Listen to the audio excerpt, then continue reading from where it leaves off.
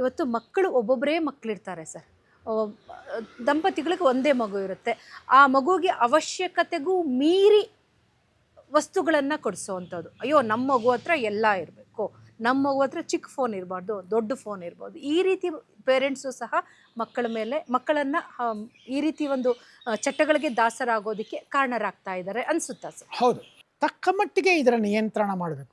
ನೀವು ಕೊಡಿಸೋದನ್ನು ನಿಲ್ಲಿಸಬೇಡಿ. ಕೊಡಿಸಿದಾಗ ಇದು ಅಹಂಕಾರಕ್ಕೆ ಕಾರಣವಾಗಬಾರ್ದು.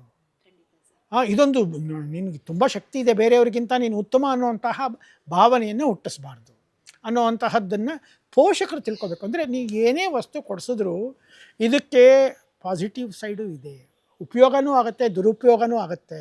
ಆದ್ದರಿಂದ ಎರಡನ್ನೂ ನಾನು ತಿಳ್ಕೊಂಡು ದುರುಪಯೋಗ ಆಗೋ ಕಡೆಯೆಲ್ಲ ನಾನು ನಿಜವಾಗ್ಲೂ ಇಂಟರ್ಫಿಯರ್ ಆಗಬೇಕಾಗತ್ತೆ. ಹೀಗೆ ಮಾಡಿದಾಗ ನಿಮ್ಮ ಆಸೆ ಕೂಡ ಕುದುರುತ್ತೆ, ನಿಮ್ಮ ಆಸೆಗೂ ಒಂದು ರೀತಿಯ ಮನ್ನಣೆ ಸಿಗುತ್ತೆ. ಮಗುವಿಗೆ ತನ್ನ ಬಳಕೆಯ ವಸ್ತುವಿನ ಮೇಲೆ ಅಭಿಮಾನವೂ ಬರುತ್ತೆ, ಬಳಸಬೇಕು ಅನ್ನೋವಂತಹ ಒಂದು ನಂಬಿಕೆ ಬರುತ್ತೆ. ಇಲ್ಲದೇ ಬರೀ ಎಕ್ವೈರ್ ಮಾಡ್ಕೊಡೋದು, ಇನ್ನೂ ಕೊಡಿಸು.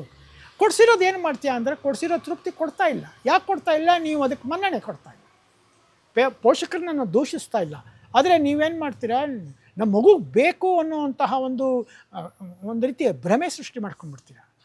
ಯಾಕೆ ಬೇಕು ಅಂತ ಒಂದು ಪ್ರಶ್ನೆ ಕೇಳಿ, ಅಹಂಕಾರದಿಂದ ಕೇಳಬೇಡಿ, ಸಿಟ್ಟಿಂದ ಕೇಳಬೇಡಿ. ಹೌದು, ಈ ಮಗು ಬಳಸೋಕ್ಕಾಗತ್ತಾ ಇಲ್ವಾ? ಒಂದು ರೀತಿಯಲ್ಲಿ ತಾಳ್ಮೆ ಸಂಯಮ ನಿಮ್ಮಲ್ಲಿದ್ದರೆ ಅದು ಮಗುಗೆ ವರ್ಗಾಯಿಸೋದು ಸುಲಭ.